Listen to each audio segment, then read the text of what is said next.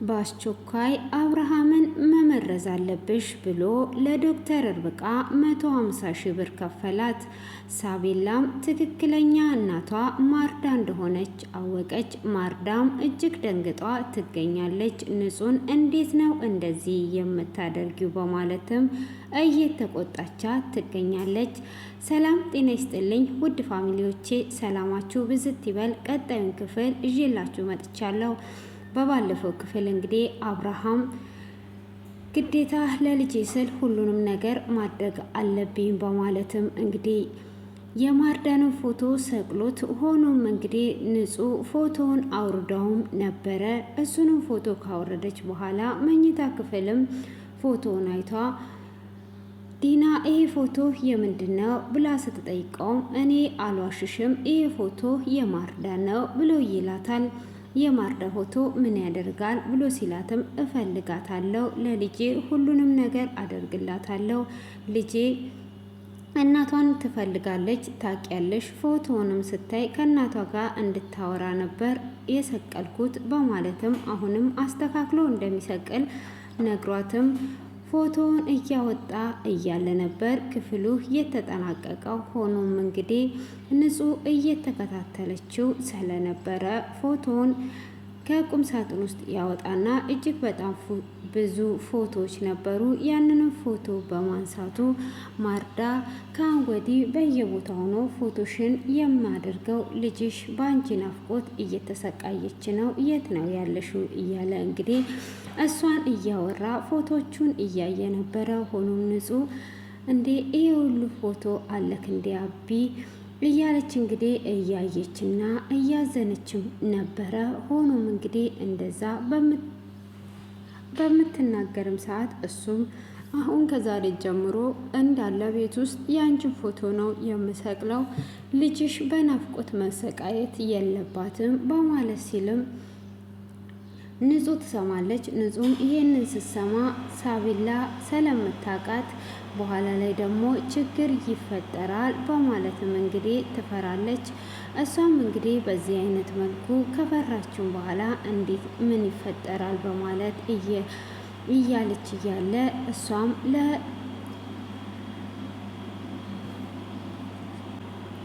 ለማርዳ ትደውልላታለች። እሷም ለማርዳ ትደውልና አቢ ቤቱን በፎቶዋ እንደሚሞላ ትነግራታለች።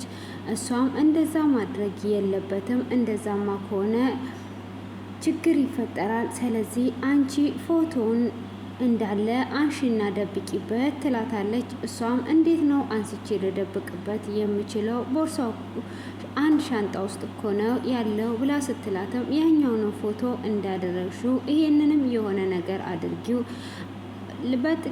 ከጥቂት ጊዜ በኋላ ለምትሞት እናት ይህንን ማድረግ ያቅትሻል ወይ? አንቺ ትችይበታለሽ፣ የሆነ ነገር አድርጊ እባክሽን በማለትም ትማጸናታለች። እሷም እንዴት አድርጌ ነው ይህንን ነገር የማደርገው? አልችልም ብትላትም ትችያለሽ፣ አንቺ የማትችው ነገር የለም፣ ቶሎ ብለሽ ይህንን አድርጊ፣ ለልጄ ስትይ ለእኔ ስትይ መጎዳት የለባቸውም በማለት ማርዳም ልመናዋን ትጀምራለች። እሷም በዛን ሰዓት እሺ በቃ ብላ ካለችም በኋላ እና አብርሃም በተኙበት ወደ መኝታ ክፍል ትገባለች። እሷም እሱ ሲያስቀምጥ ሰላየች። ከመኝታ ክፍልም እንደምንም በማለት በብዙ ፍራቻ ውስጥ ሆና ፎቶውን ይዟ ትወጣለች። ፎቶውንም ይዟ እንደወጣች ይዟ ልትወጣ ስትል ዶክተር ርብቃ ትመጣለች። ዶክተር ርብቃም ይሄ ነገር ምንድን ነው? ምን ደብቀሽ ነው የምትሄጂው? በማለትም ስትጠይቃት ለአንቺ ማብራራት አይጠበቅብኝም፣ የማንም ይሁን ምንም ይሁን ለአንቺ ማብራራት ምንም የሚጠበቅብኝ ነገር የለም፣ ዞር በይልኝ ብላ ትላታለች። ልክ እንደ መልካም ሰው ደግሞ ትጠይቀኛለች በማለትም ጥላት ትሄዳለች። ሆኖም ዶክተር ርብቃ በፍጹም አልተውሽም፣ ምን ልታደርጊ ነው? ምን ለማድረግ አስበሽ ነው? በማለት እንግዲህ እየተከታተለቻትም ነበረ። ሆኖም ንጹህ ወደ ኩሽና ይዟት ትሄዳለች። ይሄንን የት ነው መደበቅ ያለብኝ? ወዴት ነው ማስቀመጥ ያለብኝ? በማለትም ዶክተር ርብቃም በአይነ ቁራኛ እየተከታተለቻት እሷም የምታስቀምጥበት ግራ ገብቷት ይዟ ወደ ሳቤላ ክፍል እየሄደች እያለ አብርሃም ይመጣል። አብርሃምም መደንገጧን አይቶ ንጹህ ብሎ ሲጠራትም እሷም እንዳልሰማ ሰው ሆና ቶሎ ብላ ወደ ሳቤላ ክላስ ትሄዳለች። እዛም እንደደረሰች ቶሎ በሩን ከፍታ ፊት ለፊት ነበር ያስቀመጠችው። እሱም ምን ሆነሻል? ምን የደበቅሽኝ ነገር አለ? በማለትም ሲጠይቃት እሷ ምንም አይነት ነገር እንዳልደበቀችው ትነግረዋለች። አይ ደብቀሽኛል፣ የሆነ ነገር እንደደበቅሽኝ ያስታውቅብሻል ብሎ ሲላትም አይ አብርሃም ካንተ ምን እደብቃለሁ? ምንም አይነት ነገር አልደበቅኩም አቢ ብላ ትለዋለች። እሱም አይ የሆነ ነገርማ ተደናብረሻል፣ ልክ እንደሰረቀ ሰው እኮ ነው እየሆንሽ ያለሽው ነገር ተደናብረሻል፣ ምን ሆንሻል? ሰላም ነሽ ወይ ብሎ ሲጠይቃትም እሷም እንግዲህ አዎ ሰላም ነኝ ብላ ትመልስለታለች። ከለምን መደናበሩን እንደዚህ አመጣው በማለትም ይጠይቃታል። እሷም እንግዲህ እንደዚሁ ነው በማለት ምላሿንም ከሰጠችው በኋላ አይ የሆነ ነገርማ አለ ብሎ በሩን ከፍቶ ሊገባ እያለ ሳለ ስልክ ይደወልለታል። እሷም ከሩቅ እየተከታተለችው ነበረ። ምን ይሻለኛል? እንዴት ሊያደርግ ነው? ወዴት ሊመጣ ነው? እያለችም ግራ እየተጋባች ነበረ። ሆኖም እንግዲህ በዚሁ አይነቱ ግራ በመጋባት ውስጥ ሳለች ምንድነው ሊደረግና ሊከሰት ያለው እያለችም እንግዲህ ግራ በመጋባት ውስጥ እያየችው እሱም ጥሎ ስለወጣም ደስ ብሏት ነበር። እሷም እንግዲህ እሱ ጥሎ በመውጣቱ ደስ ቢላትም እንዴት አደርጋለሁ ወዴት እሆናለሁ እያለችም ስለነበረ ፎቶውን እረስታውም ነበር። ሆኖም እንግዲህ ፎቶውን ስለረሳችው እንዴት ከየትስ ነው የሚመጣው ብላ እሷም ስለ ፎቶ የቱ ጋር እንዳስቀመጠች እረስታው ነበር። ሆኖም እንግዲህ ዶክተር ርብቃ ምን ልታደርገው ነው? አብርሃምን ምን ሰርቀው ነው ብላ እንግዲህ እሷም እየተከታተለቻት ትገኝ ነበረ። ሆኖም ዶክተር ርብቃ ጓደኛዋ ስልክ እየደወለች ነበረ። ሳሪ በተደጋጋሚ ስልክ ስትደውልላት አታነሳም፣ ቴክስትም ስታደርግላት አታነሳም። ምን አደርጋለሁ? ኬት አምጥቼ እሰጣታለሁ? ትንሽ ብቻ ትታገሰኝ እያለች እንግዲህ እጅግ እየፈራችና እየተንቀጠቀጠች ስልኳንም አታነሳም። ኤፍሬምንም ፎቶውን እያየች ምንም ነገር አትጠቅመኝም ካሁን ወዲህ እያለችም ፎቶውን ሁሉ እየደለተችም ነበረ።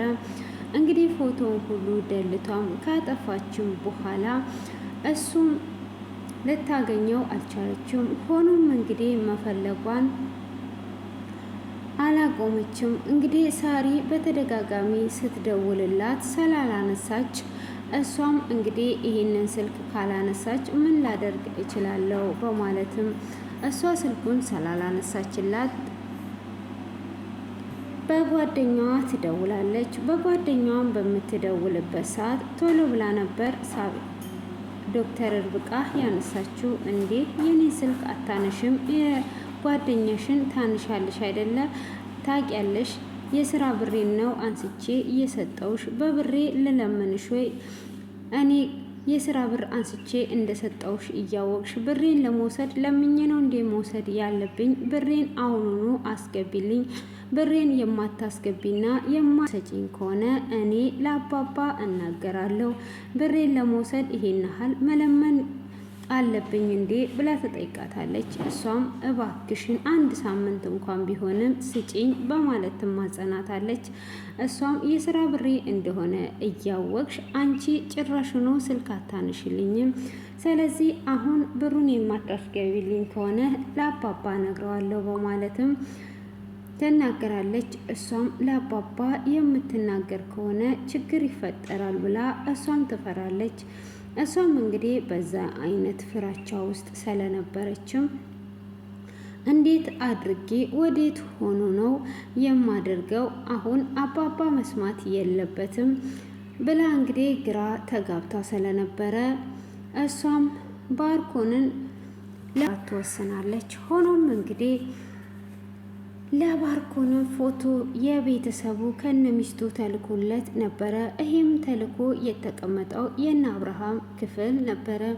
ሆኖም ዲና ቀርሟ ስትነሳ ስታየው ፖስታ ታገኛለች። እሷም ያንን ፖስታ ስታገኝ ታነሳዋለች። አንስቷም ስትመለከተው የልጆቿና የባሏ ፎቶ ነበር። እጅግ በጣም ተደናብራና ደንግጧም ነበረ። እንደዛው ተደናብራና ደንግጧም ሳለ ምንድነው እየተፈጠረ ያለው? ምንድነው እየተካሄደ ያለው? እያለች እያየች አብርሃም ይነሳል። እሱም እንግዲህ በተነሳበትም ሰዓት ምን ሆነሻል? ምን ነው ደንግጠሻል? ብሎ ሲላትም አይ ምንም አልሆንኩኝም፣ ምንድነው እሱ ብላ እሷም ትደናበርና እንግዲህ ዞር እንዲል ታደርገዋለች። እሱም ምንድነው ፖስታ ያሽ መሰለኝ ብሎ ሲጠይቃትም አዎ ፖስታ ይዣለው በማለትም ትለዋለች። እና ፖስታውስ ምንድነው ብሎ ሲጠይቃትም አይ ለባርኮን እየተላከለት ነው፣ ትናንትና እሰጠዋለሁ ብዬ አልሰጠውትም በማለትም ትመልስለታለች። ነው እንዴ? እሺ በቃ እንደዛ ከሆነ የእናንተ ፍቅር እኮ ያስቀናል፣ እንደዚህ እኔንም ብትወጂኝ ጥሩ ነበር በማለት ይላታል። እሷም አንተንማ ከማንም በላይ አስበልጬ ነው የምወድ፣ ከማንም ጋር አላወዳድርህም በማለትም ትመልስለታለች። ነው እንዴ በማለትም እንግዲህ እሱም እጅግ እየተገረመ ይገኛል። ሆኖም እንግዲህ እንደዛ ከሆነ አሪፍ ነው በማለትም መልሱን ከመለሰላት በኋላ ሂጂ በቃ ስጪው ይላታል። እሷም እሺ በማለትም ለመስጠት ትሄዳለች። እንግዲህ ለመስጠትም ስትሄድ ቶሎ ብላ ባርኮንን እንዳገኘች ይሄ ነገር ምንድን ነው? ለምንድን ነው ይሄ ፎቶ ከየት ነው የመጣው? ማን ነው ይሄንን ነገር ያደረገው? ብላ ስትለውም ይህንን እንግዲህ ያደረገው አብርሃም ይሆናል፣ ለአብርሃም ይሰጡት ነበር በማለትም አይ ይህንንማ ያደረገችው እርግጠኛ ነኝ ዶክተር ርብቃ ናት በማለትም እንግዲህ ትመልስለታለች። አይ ዶክተር ርብቃ እንኳን እንደዚህ አታደርግም። ዶክተር ርብቃ እንደዚህ ከምታደርግ እኮ ለአብርሃም መስጠት ትችላለች። ስለዚህ እሷ አይደለችም፣ በፍጹም ይህንን ነገርማ አታደርግም በማለት ይመልስላታል። እሷ ይሄንን ነገር እንዴት አታደርግም ትላለ? በደንብ አድርጓ ነው የምታደርገው። ሌላ ሰውማ ማናለን ካዲያ? ወይስ አንተ ነገር አያጣም በአንተ የተነሳ ይሆናል ይሄ ነገር የተካሄደው። ከሷ ውጪ ማንም ይሄንን ሊያደርግ አይችልም በማለትም እንግዲህ ትጮህበታለች። እሱም ተይ እሷ እንዲህ አታደርግም፣ አንተ ስለሷ ሲነሳ አፍቅረሃት ነው እንዴ? ምን እየሆንክን ያለኸው ብላ ትለዋለች። አይ እሷ እንደዚህ ከምታደርግ እኮ ለአብርሃም መስጠት ትችላለች ብዬ ነው፣ አንቺ አታስቢም እንዴ ብሎ ይላታል። እሷም አይ ይሄማ እንደዛም ይሆን አይመስለኝም በማለትም እንግዲህ እየተናገረችውም ሳለ ሆኖም እሷም ያንን መልስ እየመለሰችለት አይ ምናልባት ሰሎሜ ልትሆን ትችላለች በማለት ካፉ ሲያመልጥም ምን አልክ በማለት ደጋግማ ትጠይቀዋለች። እሷም ሰሎሜ ልትሆን ትችላለች በማለትም ሲናገር እንግዲህ አይ ይሄ ነገር እንዴት ነው? ይሄማ ውሸት ነው፣ የሌላ ሴት ድምፅ ስንሰማው ልበል ማናት እሷ ብላ ታፋጥጠዋለች። አረ ምንም የሰማሽው ነገር የለም ማንንም አልጠራውም በማለት ይመልስላታል። አረ እባክህ ከሌላ ሴት ጋር ምን እያደረክ ነው ያለው በማለት እንግዲህ በቁጣ ኃይል እየተናገረችው ካዲያ ይሄንን ነገር ማን ሊያደርግ ይችላል በማለት እየተከራከሩ እያለ ወንድ ይደውልላቸዋል። በአንድ ስልክ በአንድ ጊዜ ሁለቱም ጋር በአንድ ሰዓት ውስጥ ይደውልላቸዋል። እሱም በተመሳሳይ ሰከንድ ውስጥ ሲደውልላቸው ሁለቱም ያነሳሉ። እንግዲህ ባርኮን እንዴት ነው ተመቸክ ወይ በማለትም እንግዲህ ይስቅበታል። አንተ ማነ? ለምን እንደዚህ ትኮሳተራለህ? ለምን ደነገጥክ? አልተመቸህም? ተመችቶሃል ብሎ ይለዋል። ዲናስ እንዴት ነው ተመቻት አይደል? በማለትም እንግዲህ ማስካካቱን ይጀምራል። እነሱም እጅግ ተደናግጠው ሳለ እሱም ስልኩን ይዘጋባቸዋል። ስልኩን እንዳዘጋጅ ስልኩን ብላ ትለዋለች። እንዴ ስልኩን ለምን አልዘጋም ብሎ ስልኩንም ከተዘጋ በኋላ ሲያው በቃ እሱ ራሱ ዘግቶታል ስልኩን ደውልለት መልስና በማለት ስትለውም ሲደውልም ስልኩ አይሰራም። እንዴት በአንድ ስልክ በሁለት ቦታ ሊደውል ቻለ? ይሄ ሰው ማን ነው? ምን እየተካሄደ ነው? በቃ እውነት ነው ዶክተር ርብቃ አይደለችም። ምን እየተካሄደ ነው ያለው በማለትም እንግዲህ ዲና እጅግ ትደነግጣለች። እንዳመሏ ማልቀስ ትጀምራለች ማለት ነው። ሆኖም እንግዲህ ዶክተር ርብቃ ሳራ ማስጠንቀቂያ ስለሰጠቻት አሁኑኑ ይሄንን ብር የማታስገቢልኝ ከሆነ አባትሽን እጠይቀዋለሁ ስላለች ባርኮንን ለማውራት ወደ ባርኮን ትመጣለች። እሱም ባርኮንን ላውራክ እፈልጋለሁ ብላ ስትልም ምን ፈልገሽ ነው የምታወሪው በማለት እንግዲህ በቁጣ ኃይል ትቀበላታለች። ባርኮንም ዲና ምን እየሆንሽ ነው? ተረጋጊ እንጂ ብሎ ይላታል። እሷም ምንድነው የምረጋጋው? አንተ ጠበቃው እሺ እንዴት ሆነ እንድረጋጋ ፈልገ ነው? ምን እያልክ ነው ያለኸው? ብላ ትለዋለች። እሱም ተረጋጊ መጀመሪያ ምን ፈልገሽ ነው አንቺ ብሎ ዶክተር ርብቃን ሲጠይቃት እሷም እንግዲህ ብቻህን ላወራክ እፈልጋለሁ ለጉዳይ ላወራክ ነው ብላ ትላለች። ጭራሽኑ ብቻህን ምን ልታደርጊ አስበሽ ነው ማለት እንግዲህ አሁንም ቁጣዋን ትጀምራለች። እሷም በፍጹም እንደዚህ አይሆንም፣ ምን እየተካሄደና ምን እየሆነ ነው ያለውን በማለት እንግዲህ ስትጠይቅ አሁን አርፈሽ ተሂጂ ስትላትም ባርኮን ተያት በኋላ እንገናኛለን በማለት ይላታል። ጭራሹኑ አንተ ራሱ ሂጂ ማለት ጀመርክ፣ ምን አስበ ነው በማለት እንግዲህ ይመች በማለትም እየተናደደች ጥላቸው ትሄዳለች። ሆኖም እንግዲህ ዶክተር ርብቃ ብር ያስፈልገኛል ብላ ትለዋለች። ምን አይነት ብር ነው የሚያስፈልግሽ በማለትም ሲጠይቃት ብር ያስፈልገኛል ብላ ትለዋለች። ብር የሚያስፈልግሽ ከሆነ ምን ያህል ብር ፈልግሽ ነው ብላ ሲልም ታውቃለህ አይደለ እኔ እዚህ እስር ቤት ካስገባኝ ጀምሮ ብርን ቤት ላገኝ እችላለሁ። ስለዚህ ደሞዝ ክፈለኝ ማለትሽ ነው? እንደዛም ከሆነ ትክክል ነሽ፣ ግን ምን ያህል ብር ትፈልጊያለሽ ብሎ ሲጠይቃት 150 ሺህ ብር እንደምትፈልግም ትነግረዋለች። እሷም 150 ሺህ ብር ስትለው እሱም ይስቅባታል። እኔ በአንድ ጊዜ እንደማገኝ ይሄንን ታውቃለህ አይደለ? ያኔውኑ አገኛለሁ፣ ግን አንተ እዚህ ጋር ታማኝ እስረኛ አድርገህኛል። ብሩን ማግኘት ስለማልችል አሁኑኑ እንድትሰጠኝ እፈልጋለሁ በማለትም ትለዋለች። እሱም ምንም የምሰጥሽ ነገር የለም አልልሽም፣ ትክክል ነሽ፣ ግን 150 ሺህ ብር አልበዛም ወይ ብሎ ይላታል። እሷም 150 ሺህ ብር እኔ በአንዴ እንደማገኘው ታውቃለህ አይደለ? እዚህ ባታስረኝ ኖሮ ባስፈጣኙ የማገኘው እጅግ ቀላል ናት ለእኔ። ስለዚህ ግዴታ ትሰጠኛለህ፣ ካልሆነም ደግሞ አብርሃምን እጠይቀዋለሁ። ያው ለአብርሃምን ደግሞ ስጠይቀው አንዳንድ ነገር ካፌ እንዳያመልጥ ስለፈራው ነው በማለትም ትላለች። አሀ ለአብርሃም እነግረዋለሁ ለማለት ፈልገሽ ነው ብሎ ሲላትም አይ እሱ እንደፈለግ ብላ ትለዋለች። መቼም ብር ልጠይቀው ስል ካፌ እንዳያመልጥን ስለፈራው ነው በማለት እንግዲህ ስትነግረው አሁን እሰጥሻለሁ፣ መስጠቱን እሰጥሻለሁ፣ ግን ስሪ ከተባልሽውና ብሩ ምንም አይመጣጠንም። አሁን ቶሎ ስራሽን እንድሰሪ እፈልጋለሁ ብሎ ይላታል። እኔ በፍጹም አልመርዘውም፣ እኔ ዶክተር ነኝ አድናለሁ እንጂ በፍጹም እንደዚህ አይነት ነገር አላደርግም ብሎ ይላታል። እንዴ ዶክተር ሁልጊዜም ወደ ኋላ መመለስ አይሰለችሽም እንዴ? አሁን ለአንዴ ላስታውስሽ ብሎ ይላታል። ምንድን ነው የምታስታውሰኝ?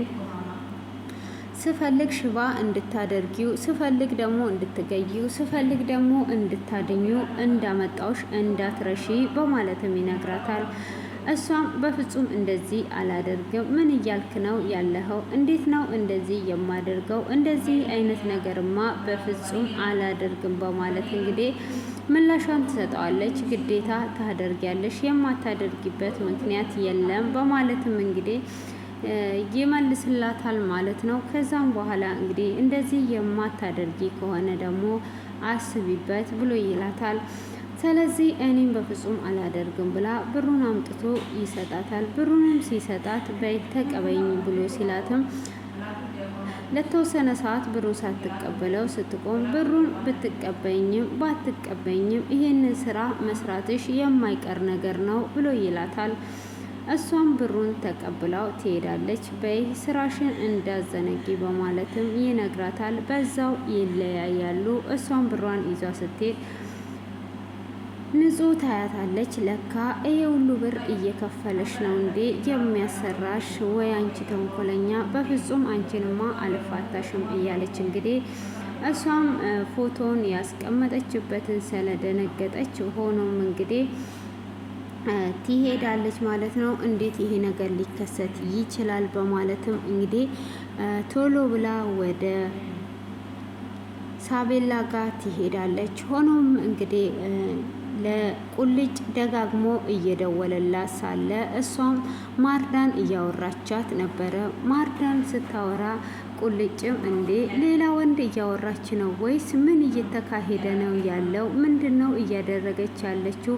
በፍጹምማ ሌላ ወንድ አታወራም፣ ሌላ ወንድ እያወራች ነው በማለት እንግዲህ እየቀናም ነበረ። ሆኖም እንግዲህ በፍጹም እንዲህ አታደርግም በማለትም ካለ በኋላ ስልኩ ልክ እንደተዘጋም ደውሎላት ነበር። ሲደውልላትም እሷ ስልኩ አጠገቡ ጋር ስልኩን ሳይለንት አድርጓው ወደ ላይ ሄዳ ነበረ። ሆኖም ስላላነሳችለት እሱም ወደ እነሱ ደጅ ይመጣል። ሆኖም እንግዲህ ወደ ሳቤላ ክፍል የሄደችዋን ንጹህ እዛ ስትደርስ ሳቤላ የፎቶዎቹን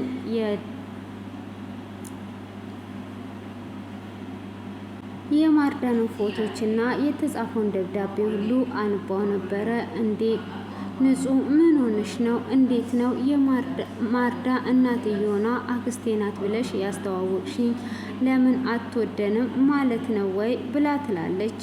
እሷም ትወዳችኋለች፣ ለእናተ ብላ ነው የተደበቀችው፣ አትወደኝም እንዳትይ፣ እሷ በደንብ ነው የምትወዳችሁ በማለትም እንግዲህ ምላሿን ትሰጣታለች። እሷም የምትወደን ከሆነ ካዳ ለምን ትደበቀናለች?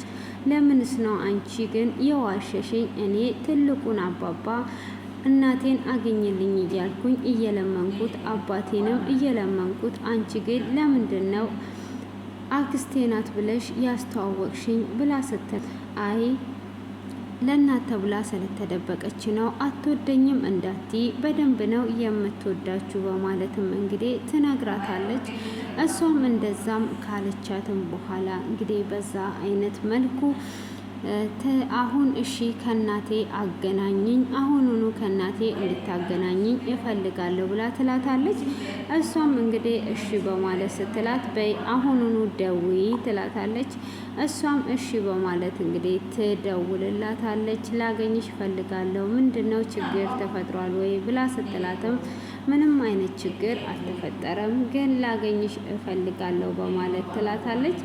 እሷም ምንድን ነው የምታገኙ? ምን ፈልገሽ ነው ብላ ስትላትም አይ ላገኝሽ ብቻ ነው የፈለግኩት በማለት ትናገራታለች። እሺ በቃ ንጹዬ ችግር የለውም ብላ ካለቻት በኋላ እንግዲህ ሳቢላን ይዟት ይሄዳለች ማለት ነው። ሳቢላን ይዛ ስትሄድ ቁልጭም ደግሞ እንግዲህ ስልክ ደውላለት ስላላነሳ ወደ ደጃፏ መጥቶ ነበረ።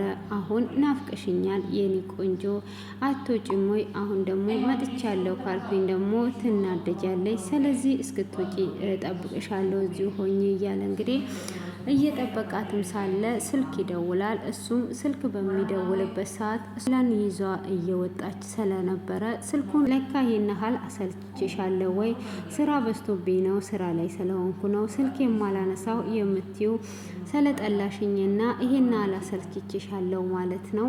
እኔ ናፍቀሽኝ ብመጣ ስልኩን እኔ ላይ ዘጋሽ እውነት ንጹህ እያለ እንግዲህ ልቡ እጅግ እያዘነ ይሄዳል ማለት ነው። እሱም እንግዲህ እንደዛው እያዘነ ከሄደም በኋላ ለምንድን ነው እንደዚህ የምታደርግብኝ? በቃ ከዛሬ ጀምሮ ችግር የለውም ሁለተኛም አንገናኝም በማለት እንግዲህ እሱ ጥሏት ይሄዳል። ሆኖም እሷ እንግዲህ ሳቤላን እንደምንም ይዛ ሄዳ ወደ ማርዳ ትወስዳታለች። ማርዳም ከሩቅ ስታያቸው እንዴ ንጹህ ምን እያደረገች ነው? ሳቤላ ካየችኝ ለአብርሃም እንደምትናገር ነግሬያት የለ እንዴ?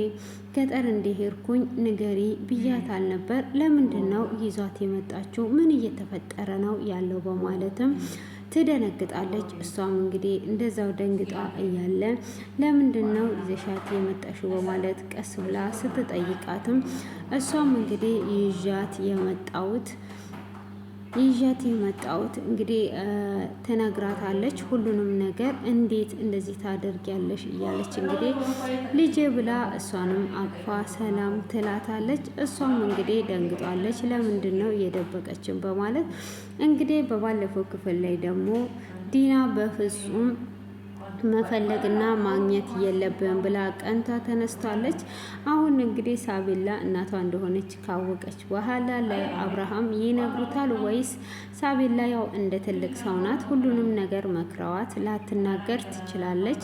እስቲ እናንተ ደግሞ ግምታችሁን ኮሜንት ላይ አስቀምጡ። ዲና እንግዲህ ያው አሁን ላይ የሚያስፈራራትም ሰው ሙሉ ቤተሰቦቿን የሚያውቅ መጥቷል። በዛ ላይ ደግሞ ቅናቷም እየጨመረ ነው። እንግዲህ ምን እንደሚካሄድ እናያለን። ዶክተር ርብቃም እንግዲህ ብሩ ተሰጥቷታል። ብሩን ከከፈለች በኋላ አብርሃምን ይህን ብር ተቀበልሽም አልተቀበልሽም ትመርዣለሽ ብሏታል። ትመርዛለች ወይስ አትመርዝም?